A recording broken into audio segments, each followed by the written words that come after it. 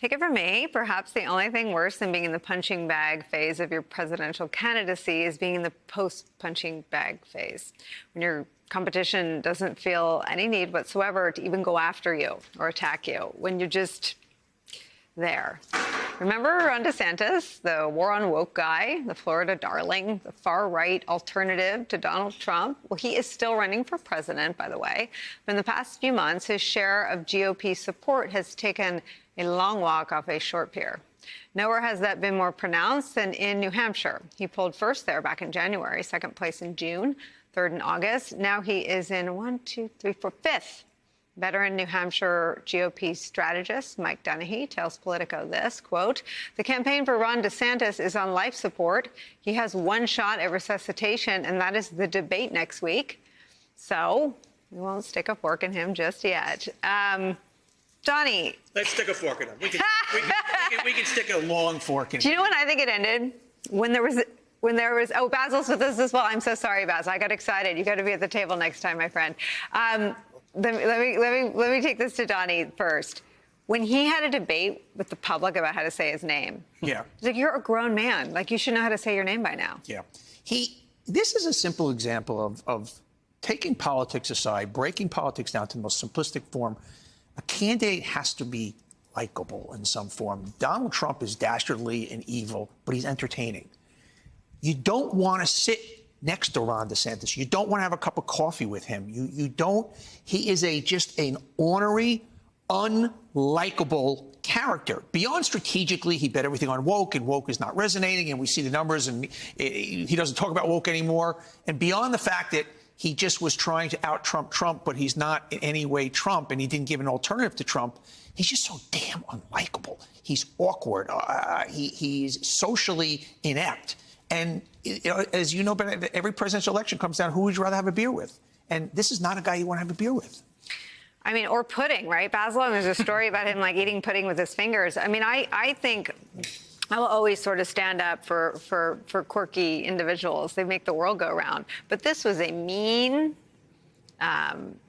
authoritarian guy who didn't have any interactions with humans that projected warmth or interest in the other humans. I think he mocked a child eating an icy for being too sugary. He had this weird behavior on his campaign plane with the, eating the pudding with his finger. I mean, this is a guy who didn't seem to win over anybody. Well, that's absolutely right. And Donnie's right in his points. Everything was just cumbersome with Ron DeSantis. He didn't look comfortable campaigning. His main campaign sort of narrative and strategy about anti-wokeness became a laughable meme. That's never a good sign if you're running for president. And, while there were certain things that you could be really concerned about, meaning that he really understood how to use the bureaucracy within his state to affect certain policy goals, right, which we've talked about in terms of education, in terms of the College Board, and so on and so on. But I go back to the sort of campaign craft. And that is that his language was all about him. It wasn't about this broader audience. As to use Donnie's word, dastardly as Donald Trump is, and as dastardly as his language is, he talks about reclamation, he talks about retribution, and he's more inclusive of a larger group, which is what makes him so scary and terrifying. But it's what Ron DeSantis did not do. He really made it about himself and his personality. It drew a lot of attention to his awkwardness. And again, I go back to one of my favorite quotes: "The light that burns twice as bright burns half as long." And he just seemed to sort of burn out really quickly. And if you're a voter, if you can go with the original, why go with the copy?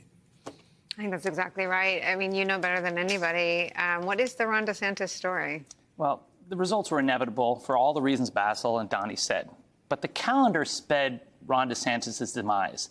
He started in Iowa, a state that values retail campaigning. Well, what is he worse at? Looking you in the eye and shaking your hand. You could just stop looking you in the eye. I mean, he doesn't seem to be able to do that. He seems so uncomfortable. He is incapable of doing those things, and that's a terrible state for him to start in. But what about the next state, New Hampshire? Live free or die, a libertarian bent. 6-week abortion ban. Right, which he book signed in the bans. middle of the night. Right, yeah. Book bans, I mean, attacks on wokeness, which didn't make sense to people. And so it's no surprise this was going to happen. Look, DeSantis was always headed towards zero. It was just a question of when. And because of those 2 states starting first, it happened sooner than later. You know what I think really hurt him with Republicans was the losing the fight with Disney, because it brought Republicans in Florida out to attack him and basically say, this was a stupid fight. I don't know anyone who agreed with that. Even Republicans are like, what is he doing? This is the opposite of the Republican Party of live free business and all these things. This is attacking a corporation because they mildly rebuked you on one of your bills. It was a no-winner for him.